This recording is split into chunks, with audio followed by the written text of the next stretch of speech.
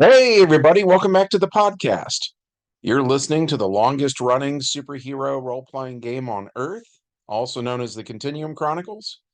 As always, I'm your host, Chris Kent, and today's game was inspired by a comic book from 1976 called Captain America's Bicentennial Battles.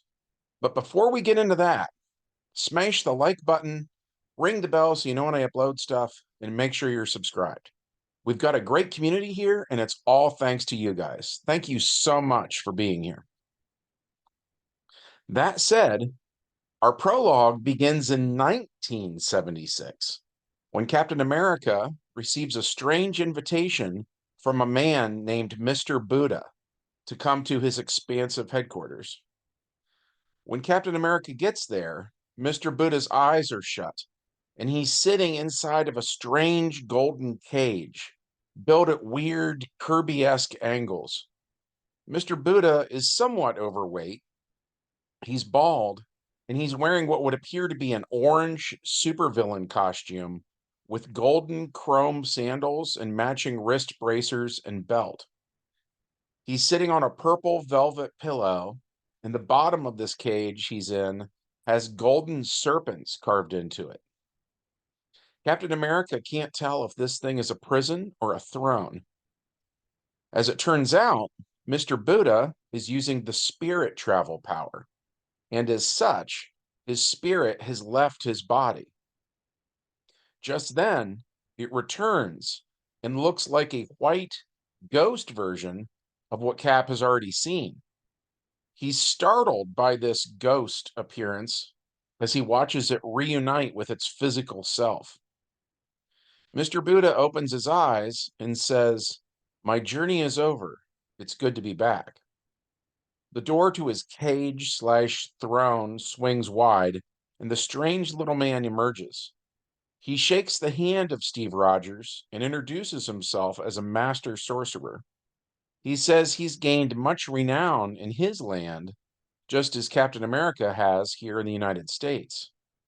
Steve Rogers says that being famous isn't really his thing.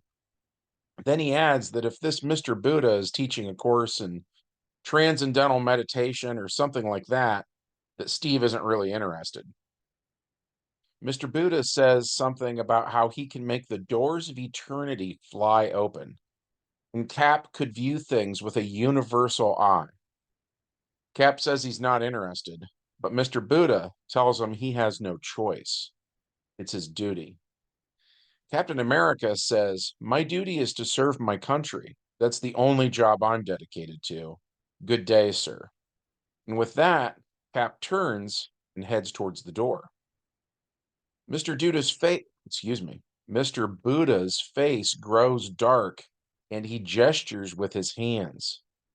Captain America doesn't realize it yet, but when he shook hands with Mr. Buddha, a mystical mark was left on Cap's palm. It glows yellow, and the door that Cap exits through glows with a golden light, not unlike the portals used by Doctor Strange. When Captain America walks through the door, he finds himself in a labyrinth with stairs going in what seems like every direction at once. Cap feels like he's inside of a M.C. Escher painting. He says, "Something's wrong. I was certain this was the way out of Mr. Buddha's building, but now I'm lost." Cap looks at his hand, and even through his red glove, he can see that glowing golden circle with a glowing golden triangle in the center. Cap says, "That tricky little devil, he put that there, and now it's glowing with an eerie light." Cap jumps through a hole in the floor and falls for what feels like forever. Once he hits bottom, he finds himself back in World War II, where he comes face to face with his dear friend, Bucky. This is traumatic for Captain America because in 1976, he is positive that Bucky is no more. So coming face to face with the dearly departed sidekick again is difficult for Steve. Before long, he's returned to 1976, where he tells Mr. Buddha he doesn't much appreciate his hokum. But Mr. Buddha tells Captain America it's quite real, and he isn't done with Cap yet, not by a long shot. Cap tries to leave. He gets to a taxi cab outside and tells the cabbie he needs to get to the bicentennial luncheon. The cab driver is a big fan of Captain America and says, "Sure thing, Cap." But as the cab drives off, the sigil on Cap's palm glows once more, and the scenery outside the cab begins to change. And that brings us to the main body of today's game, which takes place 200 years earlier. Captain America is no longer in a taxi cab. Now he's in a stagecoach. And the scene outside is that of 1776, not 1976. Once the stagecoach comes to a stop, Captain America steps out. People are startled when they see Steve Rogers in his Captain America costume. The coach driver says, "How did he get inside of my coach?" A nearby man says, "What sort of apparition has the coach deposited in our midst? Who or what can it be?" One man refers to Captain America as an unidentifiable foreign object, and he asks Captain America why he's come to Philadelphia. Cap says, "So that's where I've landed. I suppose I do seem like a UFO to you people." Another man says, "What, pray tell, is a UFO?" Another man says, "My grandfather tells of a like visitation from an agent of Satan himself." Before a lynch mob can form, the immortal, once known as King Dagda, King Arthur, King Beowulf, and King Oberon, speaks up. "Poppycock," he says. "Clearly this man is a circus performer. Pray tell, show us something amazing," the immortal says. Captain America understands the situation he's in, so he decides on a show of acrobatics. He runs and jumps, tucking and rolling as he lands, then springing up again. The immortal claps, and the other men in the area see this and applaud as well. The would-be mob disperses, and Captain America recognizes the immortal because in 1976, he goes by the name Superman Red. Then that is the name that Cap uses when speaking to him. But from Superman Red's point of view, he's never met Captain America, so he's at a disadvantage. I've received comments in the past from listeners who are confused by such things, by the way. So if it helps, think of Marty McFly going to 1955. Marty knows Doc Brown very well, but for Doc, this is the first time they've ever met. It's the same thing here. So all that said, Cap tells him everything that's happened, and he shows him the mark on his hand. Superman Red says he understands, but before Red can try to get Cap out of here, a little boy with blonde hair runs over to them and says his employer would like a word with them. The heroes follow the boy to his boss, Ben Franklin. Red tries to explain to Cap who Ben is, but Cap says he's very familiar with Benjamin Franklin, the most distinguished scientific and literary American of the colonial era, and the first American diplomat. Red says Franklin leaves for France soon, charged with the critical task of gaining French support for American independence. Captain America nods in understanding as the two of them are welcomed into Ben Franklin's printing shop. Ben tells his employees to bring chairs for the guests as well as refreshments. The blonde boy from earlier brings them both tea and introduces himself as John Stacy. Ben Franklin then introduces the two heroes to Betsy Ross, who draws inspiration from Captain America's costume when designing the first American flag. Betsy and Benjamin Franklin show Cap the sketch they did of the first flag, and Cap refers to it as a well-conceived variation. Ben Franklin says, "A variation? Of course it's a variation. My intent is not to duplicate your clothes, but to create a flag, sir." Betsy says, "Indeed, your costume has inspired us to great endeavors." As Captain America realizes that his costume was the inspiration for the American flag, which in turn was the inspiration for his costume, his mind begins to reel.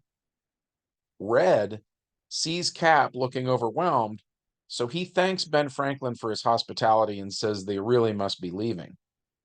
Ben still has questions, and Betsy Ross would like to spend more time with Red, but nonetheless, the heroes leave. Once they're out on the street, Red tells Cap to just breathe, get some fresh air, calm down. As they walk towards Red's home, Cap explains everything from his point of view and how messed up all of this is. Red takes Cap to his home where he gives him some clothing to change into, more appropriate to this time period. He also places a piece of lead over that mystic sigil on Cap's palm and then bandages his hand as if he injured it somehow. All the while, Red says he'd think that Cap would be more used to strangeness like this.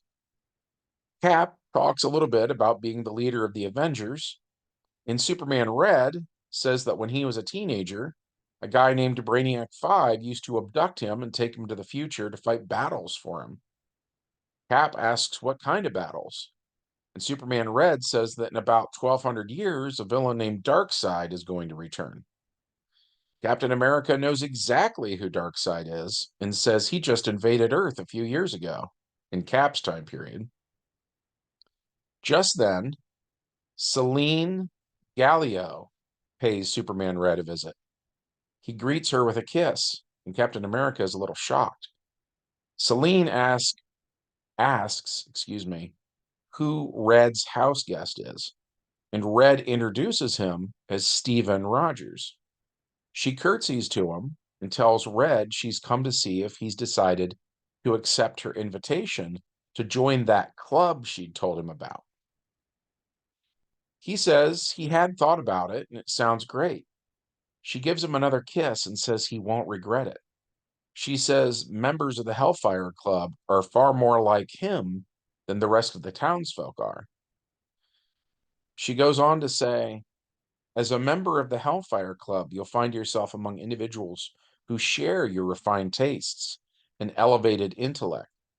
Unlike the unsophisticated and morally rigid masses of this era, we pride ourselves on our sophistication, and our members revel in the liberation from the puritanical shackles of society, embracing pleasure and indulging in desires without inhibition or judgment.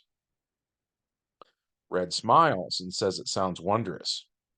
Selene kisses him again and says she'll see him later on tonight. Steve Rogers asks what the deal with the Hellfire Club is, and Red has a hard time explaining it.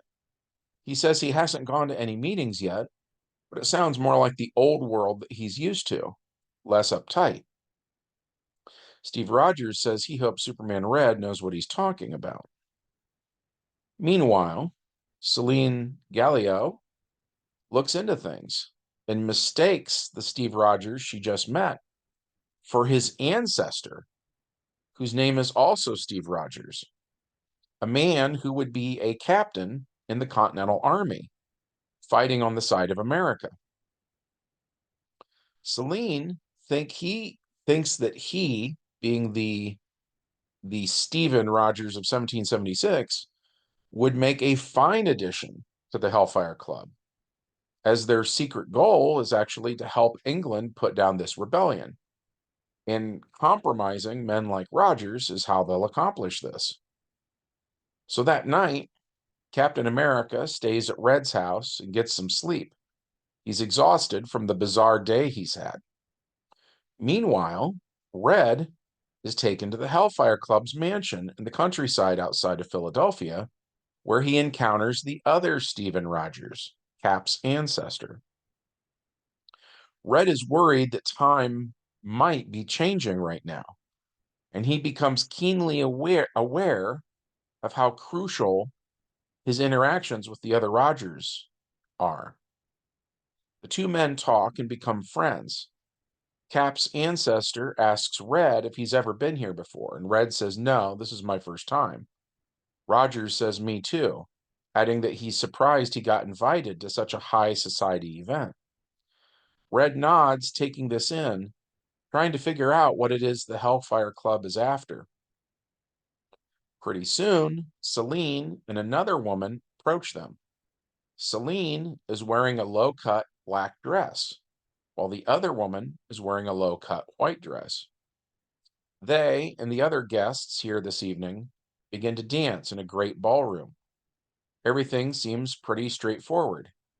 Due to Red's Valentino effect, Celine doesn't really question him. She genuinely seems to be falling in love with him, maybe even going native, so to speak. So Red pays attention to the woman in white and the questions she's asking Rogers. It soon becomes clear to Red that the Hellfire Club is more political than he was led to believe, and their loyalties lie with Britain. Captain America's ancestor figures this out too and leaves. The woman he was dancing with was named Peggy Shippen. So, unable to corrupt him, she sets her sights on another man by the name of Benedict Arnold, who, by the way, in 1776, is completely loyal to the American cause. That is, before Peggy gets a hold of him. Celine gets Superman Red alone in a lavish bedroom where she puts the moves on him. Again, his Valentino effect advantage has gotten the best of her. So she starts to get ahead of herself. She talks about marrying him and how even though the Hellfire Club already has a black king and a white king, maybe he could be their red king, something the club has had at various points in time. And together, they could assume control of first the Hellfire Club and then the world. Superman Red asks why she's revealing so much of her plan to him, and she tells him she loves him. He believes her. He asks out loud if it would be possible for him to make an honest woman out of her. She reveals her Black Queen costume, which is little more than a black leather lingerie outfit, and she says, "Now, why would you want to do that?" Red gives in to his more base instincts and spends the night in the mansion. The next morning, he goes home, where Captain America asks where he was. Red says he went ballroom dancing. He then tells Captain America that the Hellfire Club plans on helping England. Captain America wonders if he's changed time already, adding that if the Hellfire Club succeeds, then he won't be able to go back to the future. Not his future, anyways. So Captain America says he has no choice but to stay here and fight. Just then, there's a knock at the door. It's Betsy Ross. Red asks if she brought a flag to show them. She says she hasn't made one yet, but she brought Steve some more appropriate clothing to wear. Steve opens the box, and in it is the 1776 version of his Captain America costume. By the way, that's the art I'm using here for the video this week, so I won't bother describing it. He thanks her, but it seems like the real reason she's here is to visit Red. Again, that's the Valentino effect. For those who don't know, by the way, the Valentino effect is something we imported from a game called Tales from the Floating Vagabond that just simply means if anybody in that game session gets hit on by like female NPCs, it's whoever has that advantage on their character sheet. That's it. At any rate, so Superman Red tells Betsy Ross he's flattered, but that he was on a date with Celine just the night before. Betsy blushes and apologizes, but Red tells her he isn't sure if he and Celine have a future together or not. He says if things change, he'll pay Betsy a visit. Again, she blushes, then hurries off in a tizzy. Captain America suits up and says something about how Superman Red shouldn't be in such a hurry to jump into bed with women.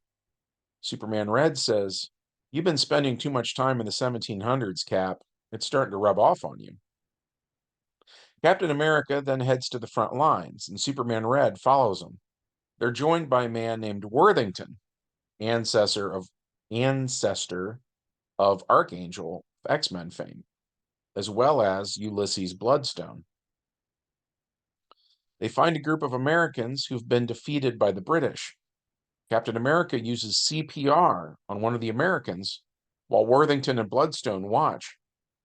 Worthington tries to make Cap stop under the mistaken assumption that he's hurting the man, but Superman Red says he's seen this before and to let him do it. The man is revived and draws breath once more, alleviating the concerns of Worthington and Bloodstone. Just then, the heroes are attacked by a supernatural being named Spring-Heeled Jack. The British have turned loose on their American enemies. He slashes at Red with what seems to be iron claws.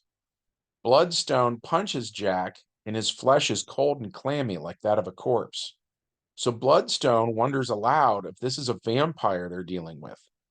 Captain America has a round shield, which has a weird paint job resembling this time period's standards, and he throws the shield, hitting Spring-Heeled Jack. Then Jack leaps up into a tree. From there, he bounds from tree branch to tree branch, making his way deeper into the forest. The heroes follow, except for Superman Red, who took more damage from those supernatural claws than he thought he would. Spring-Heeled Jack's Joker-like laugh echoes through the dark forest as Ulysses Bloodstone sprints towards him, firing crossbow bolts that end in a glass tip full of holy water. One hits Jack, doing damage. Jack's laughter stops and he makes an inhuman squealing sound. Worthington suggests Jack was indeed a vampire and the holy water must have done the trick. Captain America says they don't know that, and Jack might just be upset that he got hit by a glass tip that shattered on impact, and that not many men would be too keen on having broken glass in them. Bloodstone moves further into the forest, which Jack had scouted ahead of time and prepared for his prey. Bloodstone steps on a rope trap, which pulls him quickly into the air. As Bloodstone is hanging upside down, Spring-Heeled Jack jumps down to where the heroes are. Jack claws Worthington, taking his body down to -1. So Worthington is knocked out, and since his claws cause Jack to automatically enter killing combat, that also means Worthington is currently bleeding out, which could mean that Archangel will never be born, changing the X-Men's history and in it, the history of the entire world. Captain America bashes Jack in the face with his shield, and Jack takes damage. But preferring guerrilla warfare, Jack springs back up into a tree where he rolls 2d10 versus his military science skill to try to camouflage himself. He succeeds, and Cap loses sight of him. Captain America drags Worthington out of the woods and back to where Red is, leaning him up against a short cobblestone wall built around a farm. Red is awake, but the claw marks have left weird little vein-like patterns on Red's skin. Cap tells Red to keep an eye on Worthington, then heads back in to rescue Bloodstone and defeat their mysterious opponent.